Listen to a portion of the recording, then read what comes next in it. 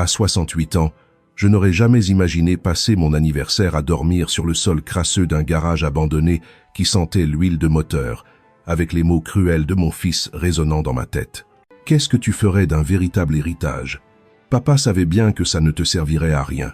Cette nuit-là, les larmes aux yeux et la main tremblante, j'ai tourné une clé rouillée dans la serrure, sans savoir que cette porte cachait le plus grand secret de mon mari. Mais avant de continuer, vérifiez si vous êtes déjà abonné à la chaîne et commentez d'où vous regardez cette vidéo. Nous adorons savoir jusqu'où nos histoires voyagent. Jamais je n'aurais pensé qu'à 68 ans, je dormirais dans un garage abandonné, entouré par l'odeur d'huile et des décennies de poussière. Mais j'étais là, tremblant dans l'obscurité, une clé mystérieuse entre les mains et les larmes brouillant ma vue, tandis que les paroles cruelles de mon fils tournaient en boucle dans mon esprit. « Tu n'es qu'une vieille bonne à rien, maman. Qu'est-ce que tu ferais d'un véritable héritage ?» Tout a commencé 3 semaines après l'enterrement de Robert, mon mari depuis 42 ans. Dans le bureau de Maître Dubois, je portais la même robe noire que pour les funérailles, tandis que Julien, mon fils, était impeccable dans son costume sur mesure.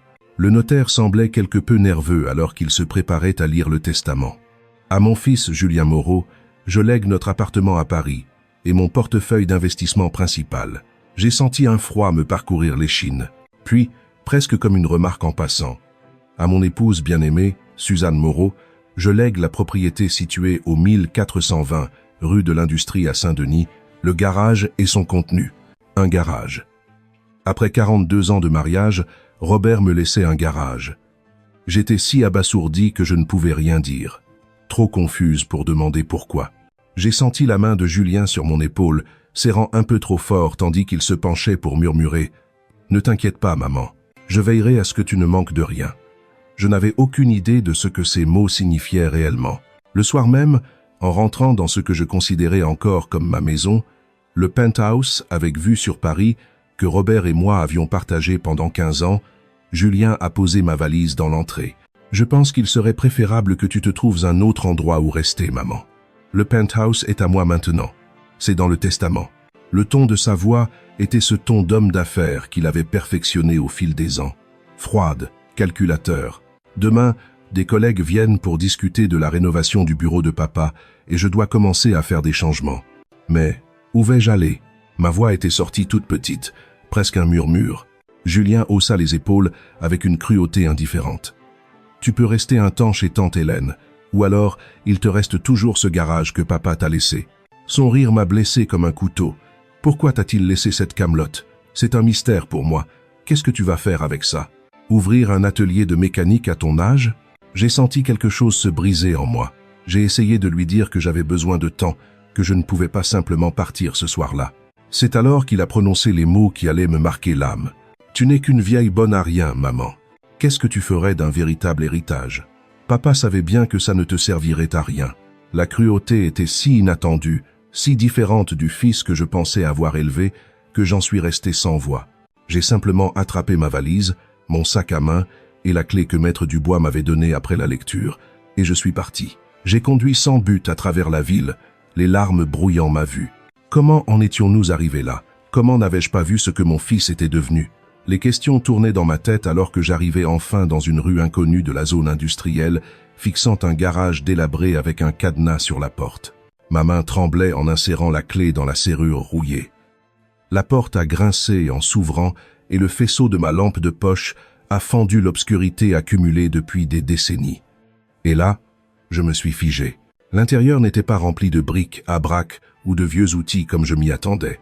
L'espace devant moi abritait 3 véhicules recouverts de draps soigneusement disposés. Mais ce qui a arrêté mon cœur, c'est ce que j'ai pu apercevoir. La calandre argentée inimitable de ce qui semblait être une Aston Martin ancienne. Les doigts tremblants, j'ai retiré le drap de la première voiture, révélant une DB5 de 1964 d'un argent impeccable, identique à celle que Sean Connery conduisait dans les films de James Bond que Robert aimait tant. La voiture brillait comme si elle venait de sortir de l'usine, pas comme si elle avait été oubliée dans ce garage sombre pendant des années. « Robert !» ai-je murmuré au silence. « Qu'est-ce que tu faisais ?» En 42 ans de mariage, mon mari n'avait jamais mentionné qu'il collectionnait les voitures. Jamais le moindre indice de cette passion, de cet investissement, de cette vie secrète. Le deuxième véhicule était une Mercedes-Benz 300 SL, Papillon, de 1956, avec ses portes emblématiques et ses lignes élégantes, facile à reconnaître même pour mes yeux de néophyte. Et la troisième, une Ferrari 275 GTB, 4 de 1967. Son rouge intense me rappelait le Pomerol que Robert commandait pour nos anniversaires. Chaque voiture était accompagnée d'un classeur en cuir contenant des documents, des titres de propriété et des carnets d'entretien. Même si je n'étais pas une experte, je savais que ce n'était pas seulement de belles voitures, c'était des trésors de musée qui valaient. Je ne pouvais même pas l'imaginer. C'est alors que j'ai vu une enveloppe collée au mur, avec mon nom écrit de la main inimitable de Robert. À côté, il y avait un interrupteur qui, une fois actionné, a révélé que ce n'était pas un garage ordinaire. L'espace était équipé de manière professionnelle, avec des systèmes de climatisation, un sol spécial et des systèmes de sécurité. Ce n'était pas un bâtiment abandonné, mais un sanctuaire automobile méticuleusement planifié. Je me suis assise dans un fauteuil en cuir que j'ai trouvé contre un mur, l'enveloppe lourde dans mes mains. Le cœur battant, je l'ai ouverte et j'ai commencé à lire.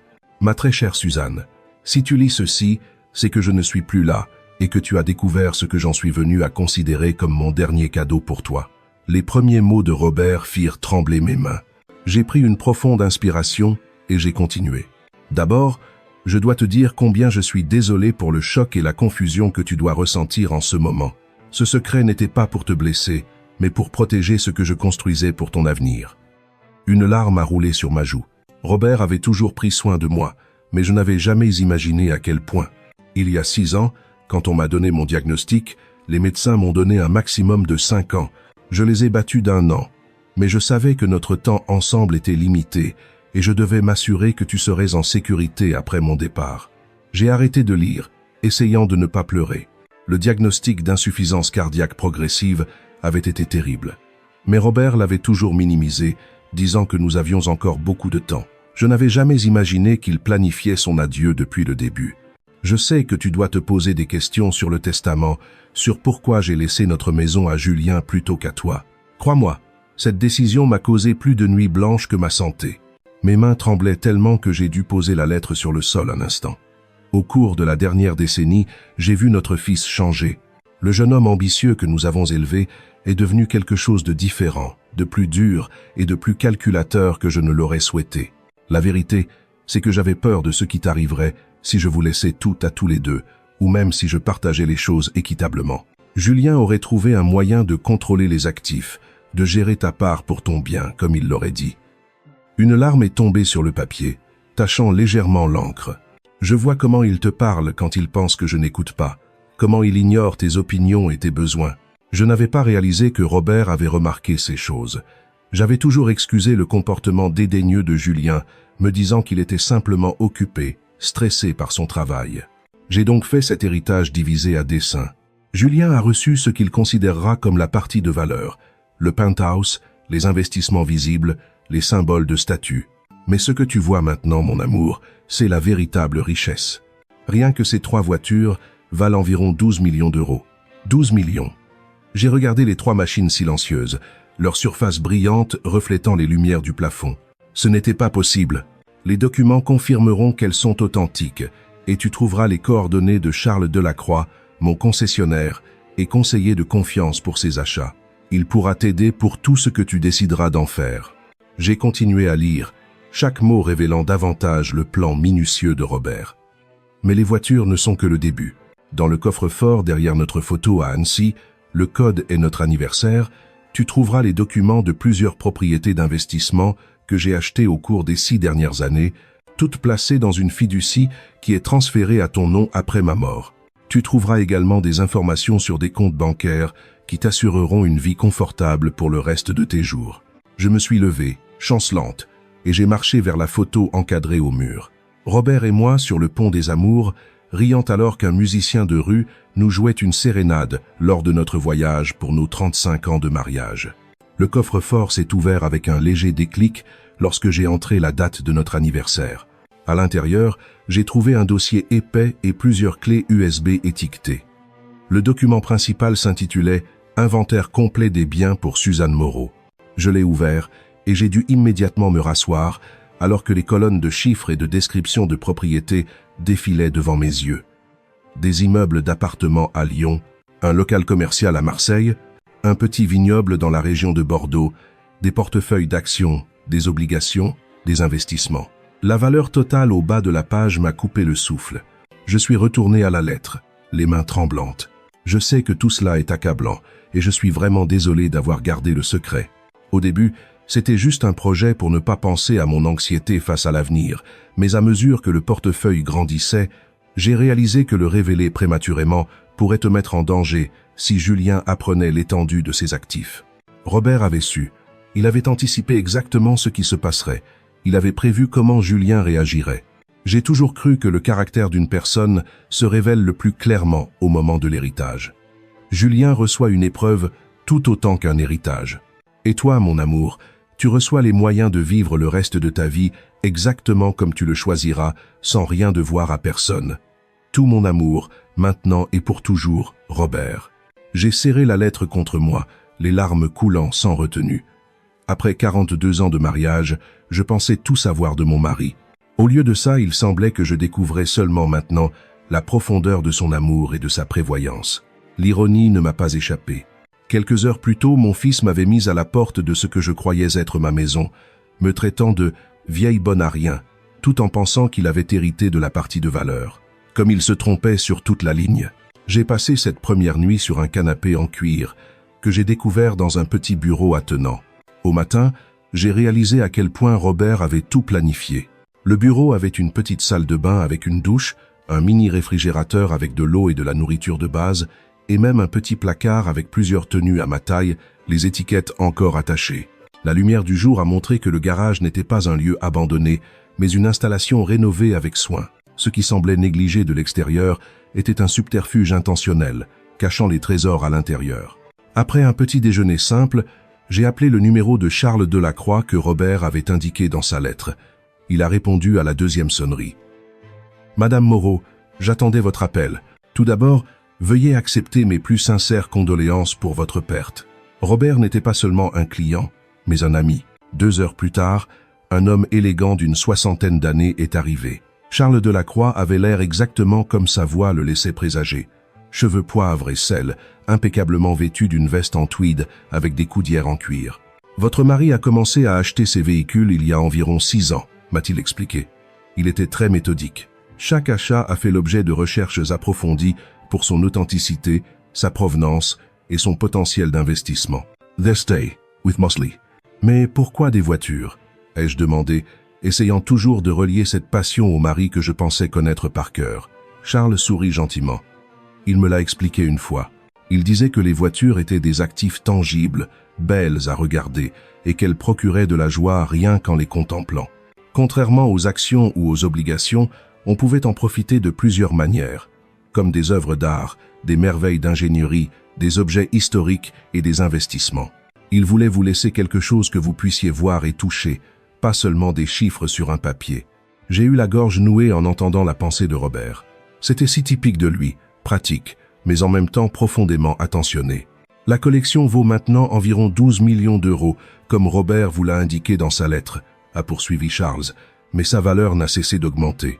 Ces modèles, en particulier, sont considérés comme des investissements de premier ordre dans le monde des voitures de collection. « Et que dois-je en faire ?» ai-je demandé. « Ce que vous voulez, Madame Moreau. Vous pouvez les vendre séparément ou en tant que collection. Vous pouvez les garder comme investissement ou même les conduire, bien que cela affecte légèrement leur valeur. Il n'y a aucune urgence à décider. » Robert a payé pour le stockage et l'entretien sécurisé pour les 5 prochaines années. J'ai passé les jours suivants à éplucher les documents que Robert avait laissés, comprenant peu à peu l'ampleur de ses manœuvres financières secrètes. En plus des voitures, il avait constitué une collection impressionnante de propriétés et d'investissements rentables, tous structurés de manière à me être transférés sans heurts après sa mort. Un document en particulier a attiré mon attention. Les titres de propriété d'une maison modeste mais charmante à Cassis, une ville balnéaire que nous avions visitée plusieurs fois au fil des ans et que nous avions toujours aimée. Selon les papiers, Robert l'avait achetée il y a 4 ans, déjà entièrement meublée et prête à être habitée. J'avais une maison, une vraie maison, pas seulement ce garage, aussi précieux que soit son contenu. À la tombée de la nuit, mon téléphone a sonné, affichant le numéro de Julien. J'ai hésité, mais j'ai répondu. « Maman, où es-tu » Sa voix était agacée plutôt qu'inquiète. « Tante Hélène dit que tu ne l'as pas contacté. If you no sign of Pat did not peer. »« Je vais bien, Julien, » ai-je répondu, en gardant ma voix calme. « J'ai trouvé un endroit où rester. »« Bien. J'ai besoin que tu viennes récupérer le reste de tes affaires au penthouse. Les décorateurs commencent à travailler demain, et ils ont besoin que tout soit parti. Pas une excuse, pas un mot sur sa cruauté, juste plus d'exigence et un manque de respect. « Je comprends, » ai-je dit. Un calme étrange m'envahissait. « Et quand cela t'arrangerait-il ?»« Demain matin avant 9 heures. J'ai des réunions toute la journée. » Je pensais aux documents éparpillés devant moi, la preuve des soins et de l'amour profond de Robert. Je pensais au fils qui pouvait mettre sa mère à la porte sans sourciller parce qu'elle le dérangeait. Et j'ai pris une décision. J'y serai, ai-je dit. Le lendemain, je suis arrivé au penthouse à 8h45 précise, en soignant mon apparence.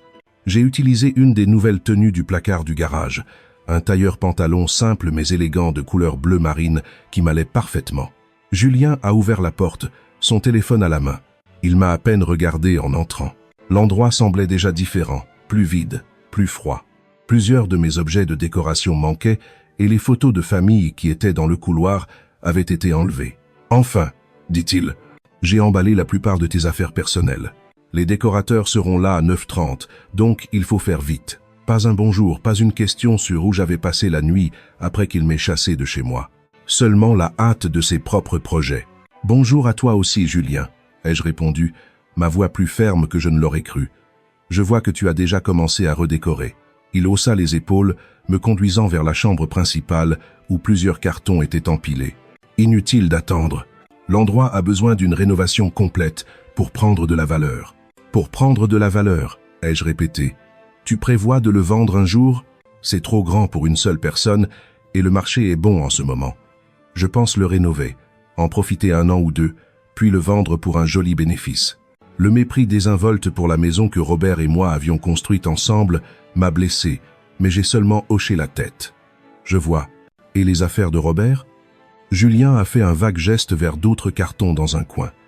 J'ai gardé sa Rolex et sa collection de boutons de manchette.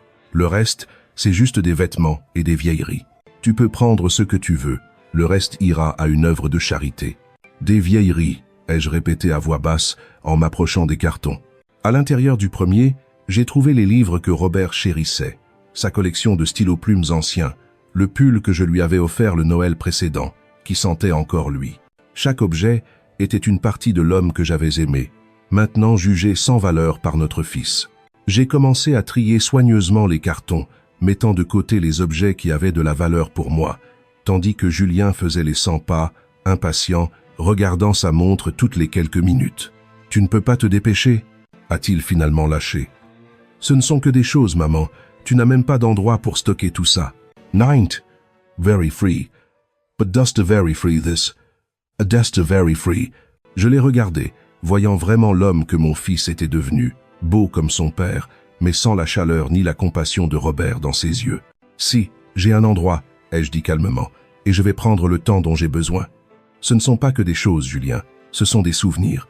Il a levé les yeux au ciel. « D'accord, j'ai des appels à passer. Fini juste pour 9h30. » Il est sorti sans un regard en arrière.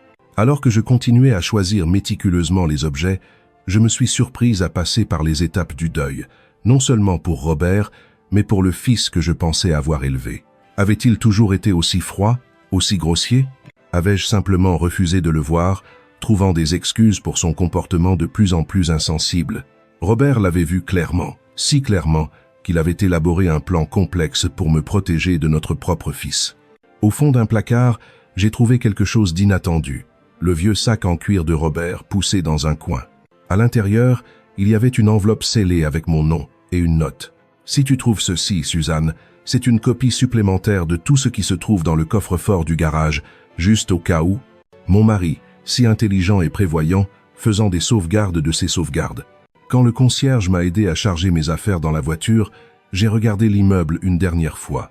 J'ai ressenti un étrange mélange de tristesse et de libération. Le penthouse avait été notre maison, remplie de souvenirs, Mais il n'avait jamais été vraiment à moi de la manière dont Robert avait prévu que le garage et son contenu le soient. J'ai quitté la ville, prenant la route de la Corniche qui menait à la Côte d'Azur. Il était temps de voir la maison que Robert avait préparée pour moi, le véritable héritage qu'il avait planifié depuis le début. En conduisant, j'ai senti un poids se lever de mes épaules. Pour la première fois depuis la mort de Robert, je ne faisais pas que réagir à la perte et au choc. J'allais délibérément vers quelque chose de nouveau. Le voyage jusqu'à Cassis a apaisé quelque chose dans mon âme qui était brisée depuis la mort de Robert. Alors que la route serpentait le long des falaises, offrant des vues sur la vaste mer Méditerranée d'un bleu profond, j'ai senti que je respirais plus profondément que je ne l'avais fait depuis des semaines. J'ai suivi les indications jusqu'à une modeste maison en pierre, à moitié cachée derrière de grands cyprès. La propriété n'était ni immense ni ostentatoire, mais elle dégageait une atmosphère accueillante et privée. Une porte en bois menait à un chemin qui contournait un petit jardin magnifiquement entretenu. Avec la clé du dossier de documents, j'ai ouvert la porte et je suis entré. L'intérieur m'a laissé bouche bée. Chaque détail semblait avoir été choisi en pensant à moi. Le salon avait des bibliothèques intégrées autour d'une cheminée en pierre, avec des fauteuils confortables dans les couleurs et les styles que j'avais toujours aimés. La lumière naturelle entrait par de grandes fenêtres, éclairant des parquets recouverts de tapis artisanaux. La cuisine était moderne mais classique, avec un coin repas donnant sur le jardin. La chambre principale était douillette, plutôt que grande, mais s'ouvrait sur un patio privé, avec un aperçu de la mer entre les propriétés voisines. Mais c'est le petit bureau à côté du salon qui m'a finalement fait craquer. Là, au-dessus d'un bureau simple, était accroché un tableau que j'ai reconnu instantanément. Une aquarelle des canaux d'Annecy, là où Robert m'avait demandé en mariage, peinte par un artiste de rue il y a des décennies. Nous avions perdu l'original lors d'un déménagement il y a des années, mais en voici une copie parfaite, comme si Robert l'avait commandé de mémoire. Les larmes sont venues alors, pas les sanglots désespérés des dernières semaines, mais une libération plus douce. Robert avait créé cet endroit pour moi avec tant de soin, tant d'attention aux choses qui m'apporteraient confort et joie. Des coups légers à la porte m'ont tiré de ma rêverie.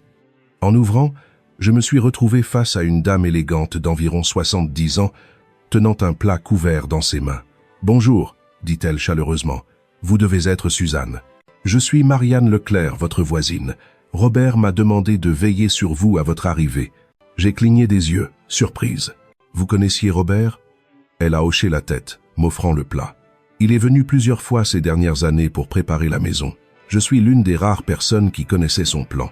Il m'a fait promettre de ne pas vous contacter avant que vous ne veniez réclamer l'endroit. » Autour d'un thé dans la cuisine, Marianne a partagé des détails qui ont comblé d'autres lacunes dans mon esprit. « Robert était si méticuleux pour tout faire correctement, » a-t-elle expliqué. « Il apportait des photos de votre maison à Paris, essayant de capturer votre style tout en créant quelque chose qui s'intégrerait ici, sur la côte. Je n'avais aucune idée qu'il faisait tout ça, ai-je admis. Il l'a gardé totalement secret. » Marianne a hoché la tête pensive. « Il m'en a parlé. Il a dit que c'était pour votre protection, bien qu'il ne m'ait pas donné plus de détails. » Elle m'a regardé avec une gentillesse directe. « Il a dit que lorsque vous viendriez enfin, vous auriez être besoin d'une amie, quelqu'un qui comprendrait ce que c'est que de reconstruire une vie après une perte. » Les jours suivants, je me suis installé dans une routine tranquille, apprenant à connaître la ville, les autres voisins, rentrant chaque soir dans la maison qui me semblait de plus en plus la mienne. Le 4e jour, mon téléphone a sonné avec le numéro de Julien. J'ai hésité avant de répondre. « Maman, où es-tu » Sa voix avait cette même note d'impatience. « Tante Hélène dit que tu n'es pas resté chez elle. »« Je prends du temps pour moi, Julien, » ai-je répondu. « J'ai trouvé un endroit où rester. »« Qu'est-ce que ça veut dire ? Quel endroit ? Tu ne peux pas simplement disparaître comme ça. Je ne discuterai pas de l'endroit où je suis pour le moment. Avais-tu besoin de quelque chose de spécifique ? » Une pause. Puis sa voix est passée à son ton d'homme d'affaires. « En fait, oui. J'ai examiné les papiers de papa plus en détail et j'ai trouvé quelques références à des investissements supplémentaires qui n'étaient pas dans le testament. Je pense qu'il pourrait y avoir des comptes ou des propriétés dont nous ne sommes pas encore au courant. » Mon cœur s'est accéléré, mais j'ai gardé ma voix ferme. « Oh, quel genre de références ? Rien de spécifique, juste des notes sur des réunions avec des conseillers financiers que je ne reconnais pas. Quelques commentaires énigmatiques sur la sécurisation d'actifs futurs. » Julien devenait méfiant, flairant des biens qu'il croyait lui revenir de droit. Combien de temps avant qu'il ne découvre la vérité ? S'il y avait des biens supplémentaires, je suis sûr que Maître Dubois les aurait mentionnés, ai-je répondu. Peut être, dit Julien, peu convaincu. Écoute, quand est-ce que tu rentres à Paris? On devrait t'en parler en personne. Unquote. Je ne suis pas sûr de quand je reviendrai, ai-je répondu. J'ai besoin de ce temps loin. Sa frustration était palpable même à travers le téléphone. Maman, c'est ridicule. Tu ne peux pas simplement t'enfuir sans dire à personne où tu es. Je vais parfaitement bien, Julien. Je n'erre pas et je ne suis pas seul. Je prends simplement du temps pour digérer tout ce qui s'est passé. Après avoir raccroché, je me suis assise dans le jardin pour réfléchir. La question que Robert avait posée dans sa lettre me revenait sans cesse. Julien se montrerait-il digne de partager cette richesse inattendue? Jusqu'à présent, ses actions n'avaient fait que confirmer les craintes de Robert quant à son caractère. Mais les gens peuvent changer, n'est-ce pas? Le fils dont je me souvenais des années auparavant, celui qui avait une compassion et une chaleur authentiques, était toujours là, quelque part. 3 mois plus tard, je m'étais installé dans une routine qui me semblait de plus en plus naturelle. Je partageais mon temps entre l'entretien de la maison, l'exploration de ma nouvelle communauté et la gestion des responsabilités qui accompagnaient l'héritage inattendu de Robert. Avec l'aide d'une avocate, Maître Delorme, j'avais mis en place un système confortable pour superviser les propriétés et les investissements. Les voitures restaient dans leur garage sécurisé, entretenu par l'équipe de Charles Delacroix. J'avais même conduit l'Aston Martin une fois, un voyage un peu angoissant le long de la corniche qui m'avait rendue heureuse et étrangement plus proche de Robert. Julien et moi avions une relation tendue. Nous communiquions principalement par des courriels formels sur des questions pratiques. Comme Maître Delorme l'avait prédit, ses premières enquêtes juridiques pour contester l'héritage s'étaient éteintes après que les avocats eurent confirmé que les arrangements de Robert étaient en béton. J'étais en train de tailler des rosiers dans le jardin quand une voiture que je ne reconnaissais pas s'est arrêtée. Une femme grande et d'allure professionnelle en est sortie, avec l'efficacité de quelqu'un habitué à gérer des problèmes. « Madame Moreau, je suis Claire Martin, l'assistante de Julien. Puis-je vous parler un instant ?» Quelque chose dans son attitude, tendue et urgente sous le vernis professionnel, m'a donné un frisson d'inquiétude. Dans le salon, Claire s'est assise sur le bord du canapé, refusant mon offre de thé. « Madame Moreau, je suis ici parce que Julien a rencontré de graves problèmes. Il m'a demandé de vous parler directement, car il craignait que vous ne répondiez pas à son appel. »« He's quite a man, sir. »« Quel genre de problème ?» ai-je demandé, bien qu'un pressentiment me disait que je le savais déjà. « Financier, principalement. » Elle a ouvert un mince dossier. Les coûts de la rénovation du penthouse ont dépassé le budget de près du double. Il y a eu des problèmes structurels imprévus qui ont nécessité un investissement supplémentaire important. Cela ne m'a pas surprise.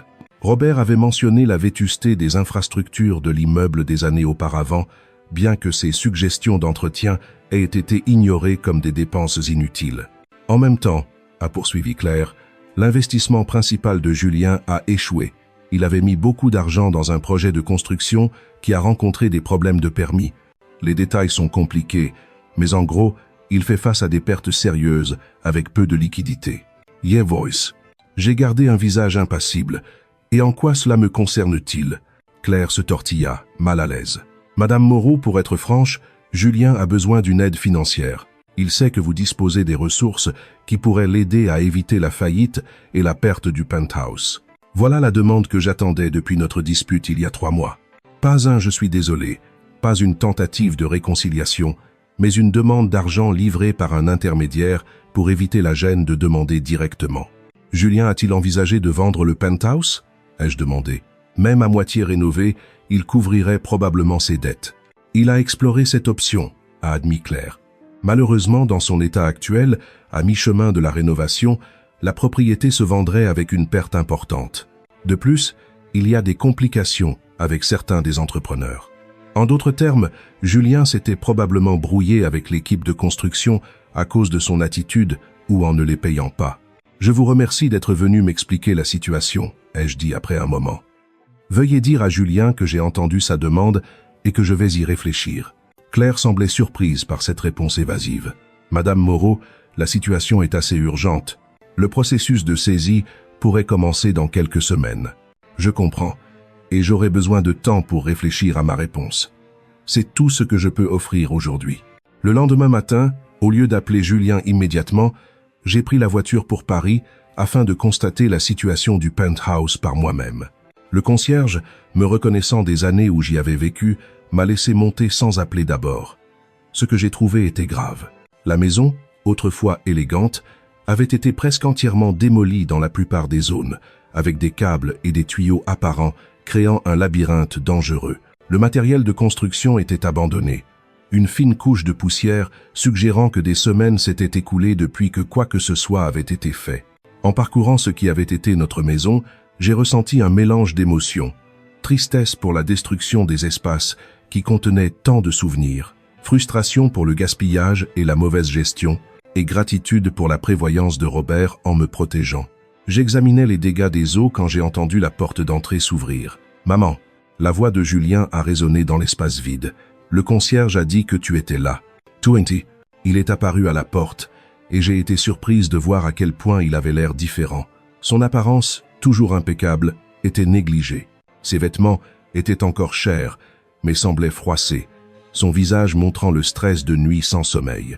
Il avait perdu du poids, les angles de son visage soulignant à quel point il ressemblait à Robert dans ses moments les plus difficiles. « Je voulais voir par moi-même », ai-je expliqué, en désignant la destruction qui nous entourait. Julien passa une main dans ses cheveux, un geste de frustration que je reconnaissais de son enfance. « Je suppose que Claire t'a parlé hier. » J'ai hoché la tête. Elle m'a expliqué ta situation financière, et ce seul mot avait un poids d'attente. J'avais besoin de comprendre la situation complète avant de prendre une décision. J'ai marché prudemment sur un tas de débris. C'est très différent de ce que tu avais décrit quand tu as commencé les rénovations. Il en rit, un rire court et sans humour. Oui, eh bien, les choses se passent rarement comme prévu dans la construction ou dans la vie. Julien, ai-je dit gentiment, que s'est-il passé avec le projet d'investissement? Quelque chose dans mon ton a dû briser sa barrière. Il s'est assis sur un seau de peinture retourné, l'air épuisé. Je me suis lancé dans quelque chose de trop grand pour moi. L'opportunité de construction semblait sûre. Des appartements de luxe dans un quartier prometteur. Les ventes sur plan se passaient bien. J'ai mis non seulement l'argent que j'avais, mais j'ai emprunté en utilisant d'autres propriétés, y compris la valeur future que je pensais que le penthouse aurait. Et puis une inspection environnementale a révélé des problèmes de contamination qui n'avaient pas été divulgués. Les coûts de nettoyage du site ont rendu le projet non rentable. Les investisseurs se sont retirés. Mona. J'ai regardé autour de moi la destruction qui nous entourait, à la fois la démolition physique et le désastre de la stabilité financière de Julien. Pourquoi n'es-tu pas venu me voir plus tôt? Avant que les choses n'en arrivent à ce point, son visage s'est durci. Après notre dernière conversation, après avoir appris ce que papa a fait et ton rôle là-dedans, je suppose que c'était de l'orgueil ou de l'entêtement, les traits de la famille Moreau. Les deux sont de puissants facteurs de motivation, ai-je admis. Alors, a dit Julien après un moment, en essayant de paraître désinvolte, as-tu pris ta décision de m'aider? Je l'ai regardé droit dans les yeux. Je suis prête à t'aider, Julien, mais pas sans condition, et pas simplement en te faisant un chèque pour payer tes dettes. Le soulagement et l'épuisement se sont battus sur son visage. Quelles conditions? Nous devons en parler correctement, ai-je répondu en marchant vers la porte. Pas ici, entouré de la preuve de décision prise à la légère. Viens à Cassis demain. Parlons de la façon d'aller de l'avant, d'une manière qui ne résout pas seulement ton problème immédiat, mais aussi les choses qui l'ont causé. Il semblait vouloir discuter, faire pression pour une décision immédiate, mais le besoin l'a emporté sur l'orgueil. D'accord. Demain. Azumzine. Julien est arrivé à la maison exactement à l'heure convenue. À 11 heures le lendemain matin, son apparence nettement plus soignée que la veille. Une tentative, je suppose, de projeter un contrôle qu'il n'avait plus. J'avais passé la matinée à me préparer, non seulement mentalement, mais aussi physiquement, en organisant soigneusement le cadre de notre conversation. « Tu as une vue magnifique », a-t-il commenté avec raideur alors que je le conduisais sur le patio arrière, où j'avais disposé des chaises confortables et un déjeuner léger. « Ton père a bien choisi. Il s'est souvenu à quel point j'aime la côte, ai-je acquiescé. Le visage de Julien s'est crispé à la mention de Robert, mais il n'a rien dit en s'asseyant. Le patio donnait sur un petit jardin bien entretenu qui descendait doucement, offrant des aperçus de la mer Méditerranée entre les propriétés voisines. L'atmosphère était calme, privée et neutre pour la conversation difficile que nous allions avoir. Après nous avoir servi à tous les deux du thé glacé, je me suis tourné pour regarder mon fils directement. Avant que nous parlions de ta situation financière, j'aimerais te montrer quelque chose. Je lui ai tendu un dossier en cuir que j'avais préparé ce matin, contenant des documents sélectionnés des archives de Robert. Ce sont des projections financières et des évaluations de maintenance pour le penthouse, ai-je expliqué pendant qu'il parcourait les pages. Ton père les a fait faire il y a 3 ans, anticipant des défaillances majeures dans les systèmes du bâtiment. Les calculs correspondent de très près à ce que tu as découvert lors de tes rénovations.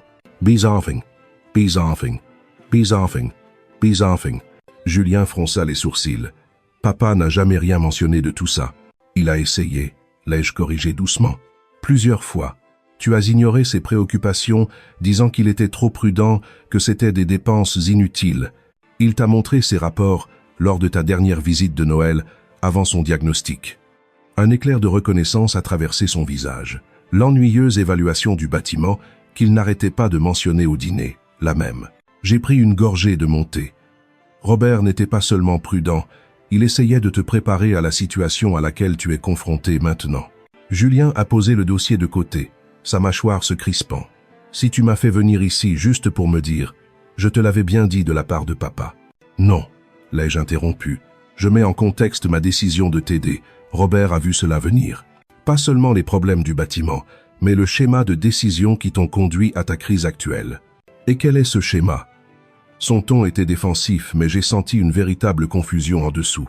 Donner la priorité aux apparences plutôt qu'à la substance, ai-je dit simplement. Rechercher des profits spectaculaires plutôt qu'une croissance stable. Rejeter la prudence comme un pessimisme insensé. Je l'ai regardé droit dans les yeux. Les mêmes qualités qui t'ont poussé à mettre ta mère à la porte plutôt qu'à considérer ses besoins à côté de tes propres projets. Il eut la décence d'avoir l'air honteux un instant. Je n'aurais pas dû gérer ça comme ça. Non, ai-je convenu. Tu n'aurais pas dû. Un silence s'est installé entre nous, seulement le bruit lointain des vagues et le chant occasionnel des oiseaux de mer. Julien s'est agité un peu habitué à ce que je sois si direct. Tout au long de sa vie d'adulte, j'avais été celle qui faisait la paix, qui arrondissait les angles, qui s'adaptait à ses humeurs. Alors, que proposes-tu? A-t-il finalement demandé. Quelles sont ces conditions pour ton aide? Premièrement, une transparence totale, ai-je répondu. J'ai besoin de tout voir. Tous les comptes, les dettes, les contrats, les engagements. Rien de caché, rien d'omis par commodité. Il a hoché la tête avec raideur. D'accord. Quoi d'autre? Une gestion financière professionnelle à partir de maintenant, ai-je continué. Tu as prouvé que ton jugement en la matière est altéré par l'impulsivité et l'excès de confiance. Tout argent que je te donnerai sera géré par des fonds avec une supervision appropriée. Son visage s'est assombri. Donc, je vais avoir une allocation comme un enfant, comme quelqu'un qui a commis de graves erreurs financières et qui a besoin de garde-fous pendant sa convalescence, ai-je corrigé. Ce n'est pas une punition, Julien. C'est pour protéger l'argent, et toi-même. Et je suppose que c'est toi qui contrôleras ces fonds? Non, ai-je dit, le surprenant. Des administrateurs indépendants avec une responsabilité fiduciaire. Je ne suis pas intéressé à contrôler ta vie, seulement à m'assurer que l'aide que je fournis t'aide réellement à te rétablir sur le long terme. Il a digéré cela, luttant clairement entre son besoin désespéré d'aide et sa résistance à perdre son autonomie. Et le penthouse, il est toujours à moi? La solution la plus pratique serait de le vendre, ai-je dit, observant sa réaction. Même dans son état actuel, il couvrirait une part importante de tes dettes. Tu pourrais repartir à zéro, être dans une propriété plus gérable. Le vendre? L'idée semblait le choquer sincèrement. Mais c'est notre maison de famille. C'est là que papa et toi. C'est un lieu physique, Julien, l'ai-je interrompu doucement. Un lieu que tu étais impatient de démanteler et de changer il y a quelques mois à peine. Les souvenirs ne sont pas dans les murs. Il s'est levé brusquement, arpentant le petit patio. Tu ne comprends pas. Le vendre serait admettre un échec total. Tout le monde le saurait. Et voilà, le cœur de sa résistance. Pas l'attachement émotionnel à notre maison familiale, mais le souci du « qu'en dira-t-on » de devoir la vendre sous la contrainte financière. Les apparences plutôt que la substance, encore une fois. Les gens le savent déjà, ai-je dit calmement. La construction est arrêtée depuis des mois. Les entrepreneurs ont engagé des poursuites pour être payés. La communauté financière parle de ces choses. Il a cessé de marcher, les épaules affaissées. J'ai vraiment tout gâché, n'est-ce pas?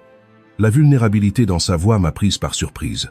Pour la première fois depuis la mort de Robert, j'ai vu mon fils derrière ses défenses, confus et faisant enfin face aux conséquences d'années de valorisation des apparences. « Pas tout, ai-je dit, ma voix s'adoucissant. Mais tu as créé un problème sérieux qui nécessitera des changements tout aussi sérieux pour être résolus. » Julien s'est rassis sur sa chaise, l'air soudainement épuisé. « Alors, que m'offres-tu, exactement ?»« Un chemin structuré vers l'avant, » ai-je répondu. « Je vais créer un fonds qui remboursera tes dettes les plus urgentes et évitera la faillite. Nous engagerons des professionnels pour terminer les rénovations ou préparer le penthouse à la vente selon ce qui est le plus judicieux après une évaluation. Et en retour, tu acceptes la surveillance financière pour une durée définie. Tu travailles avec un conseiller sur les problèmes sous-jacents qui t'ont conduit à cette situation. Et j'ai hésité, puis j'ai continué fermement. Tu fais amende honorable pour la façon dont tu m'as traité après la mort de ton père. » Ses yeux ont rencontré les miens. Faire amende honorable, qu'est-ce que ça signifie exactement? Cela signifie reconnaître le mal que tu as fait. Cela signifie comprendre que les relations ont des conséquences, tout comme les décisions financières. Je me suis penché légèrement. Julien, je ne t'offre pas de l'aide comme une simple transaction commerciale. Je te l'offre en tant que mère, qui croit que son fils peut être meilleur que ce que son comportement récent suggère. Quelque chose dans mes mots a semblé briser la barrière qu'il avait maintenue. Il a détourné le regard, clignant rapidement des yeux. « Je ne pensais pas à ce que j'ai dit ce jour-là, » a-t-il dit doucement, « sur le fait que tu étais bonne à rien. J'étais en colère et je me suis défoulé. Peut-être, ai-je admis, mais ces mots ne sont pas sortis de nulle part. Ils reflétaient une attitude envers moi, envers les femmes plus âgées en général, que tu as depuis un certain temps.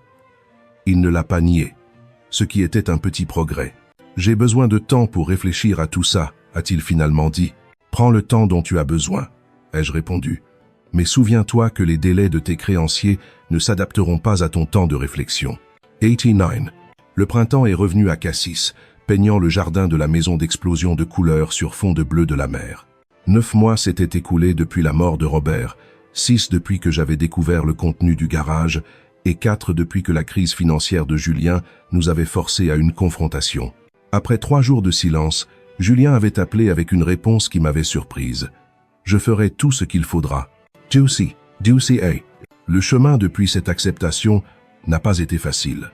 La restructuration financière a nécessité des semaines de travail intense, avec des comptables et des avocats, révélant toute l'étendue des enchevêtrements financiers de Julien, certains bien pires qu'il ne l'avait initialement admis. Le penthouse a nécessité des décisions difficiles, se soldant par un compromis. Achever les rénovations essentielles pour le rendre vendable, puis le vendre pour couvrir les dettes les plus urgentes. Plus difficile que ces questions pratiques fut le travail personnel que Julien a accepté d'entreprendre. Les séances hebdomadaires avec un thérapeute, d'abord abordées avec scepticisme, sont progressivement devenues une source de véritable compréhension. Notre relation est entrée dans un nouveau territoire, un territoire que ni l'un ni l'autre ne naviguait parfaitement, mais avec une honnêteté croissante des deux côtés. J'étais en train de m'occuper des rosiers quand une voiture familière s'est arrêtée. Julien en est sorti, portant un petit paquet, son apparence visiblement différente de son ancien personnage de cadre lisse et aussi de l'homme désespéré qui avait fait face à la ruine. Ses vêtements étaient toujours de bonne qualité, mais moins ostentatoires, son attitude plus détendue. Il avait même laissé pousser une barbe courte qui adoucissait les angles de son visage, le faisant ressembler étrangement à Robert quand il était plus jeune. « Le jardin est incroyable », a-t-il commenté, me saluant d'un baiser sur la joue, un geste qui semblait tout à fait sincère. « Tu as vraiment transformé cet endroit. Je ne fais que travailler avec ce que ton père a commencé, » ai-je répondu en posant mes outils. Alors que nous nous asseyions dans ce qui était devenu notre routine de visite mensuelle, j'ai remarqué la facilité qui avait remplacé la tension d'antan. « La vente du penthouse est finalisée la semaine prochaine », m'a-t-il dit. « L'inspection finale s'est bien passée. Nous allons réaliser environ 40% de plus que ce qu'ils estimaient au début si nous l'avions vendu en urgence. C'est une excellente nouvelle, ai-je dit. Cela donnera au fond plus d'options pour tes prochaines étapes. » À propos de ces prochaines étapes, Julien a posé sa tasse avec soin. « Je voulais te parler de quelque chose. On m'a offert un poste dans une organisation de développement communautaire qui se concentre sur des projets de logement abordables. » J'ai haussé les sourcils, incapable de cacher ma surprise. La carrière de Julien avait toujours été dans l'immobilier commercial de luxe, avec un dédain fréquent pour le logement social. C'est évidemment un salaire beaucoup plus bas que mes postes précédents, a-t-il poursuivi. Mais le fonds que tu as créé signifie que mes dépenses de base sont couvertes, et... Il a hésité, cherchant ses mots. Ça semble être un travail qui a du sens, d'utiliser ce que je sais du développement pour autre chose que le simple profit. If you lost it, Mond, cela ressemble à un changement majeur, ai-je dit. Qu'est-ce qui l'a motivé? Julien a regardé la mer avant de répondre. Tu te souviens de ce projet qui a échoué, les appartements de luxe. Le site a été vendu à une société de logement à but non lucratif. Ils construisent maintenant des logements à revenus mixtes là-bas, bien conçus, écologiques. Je les ai aidés de manière informelle pendant quelques mois et il a haussé les épaules, un mélange de gêne et de fierté. Je suis doué pour les aspects techniques du développement, sans la pression de maximiser chaque centime. J'ai étudié le visage de mon fils, notant l'enthousiasme sincère alors qu'il décrivait le projet. Il semble que tu aies trouvé quelque chose qui fait appel à plus que tes seules compétences commerciales. End quote. Papa trouverait probablement ça ironique, a admis Julien avec un sourire sincère, que je finisse par travailler dans le logement abordable après des années à courir après les marchés de luxe. Je pense qu'il serait satisfait, ai-je corrigé gentiment. Il a toujours admiré la compétence utilisée à des fins valables. Julien a hoché la tête, puis il a attrapé le paquet qu'il avait apporté. En parlant de papa, c'est en partie pour ça que j'ai apporté ça. Lors du nettoyage du penthouse, nous avons trouvé quelques objets que je pensais que tu devrais avoir. À l'intérieur du paquet se trouvait une petite boîte en bois que j'ai reconnue instantanément. La collection de boutons de manchettes et de pinces à cravate de Robert, des objets que Julien avait initialement gardés. Je les ai gardés en pensant qu'ils représentaient un lien avec papa, a expliqué Julien en regardant pendant que j'ouvrais la boîte. Mais j'ai réalisé récemment que ce n'était que des choses. Le vrai lien avec lui ne réside pas dans les possessions. Sous les boutons de manchette, il y avait autre chose. Une petite pochette en velours contenant mon alliance originale, celle que je croyais perdue dans le chaos du penthouse. Je l'ai trouvée dans le coffre-fort du bureau de papa, a dit Julien alors que je sortais l'anneau en or de la pochette. Avec ça, il m'a tendu une petite enveloppe avec mon nom écrit de la main de Robert. À l'intérieur se trouvait une carte pour notre 45e anniversaire. Le premier anneau était une promesse de la vie que nous construirions.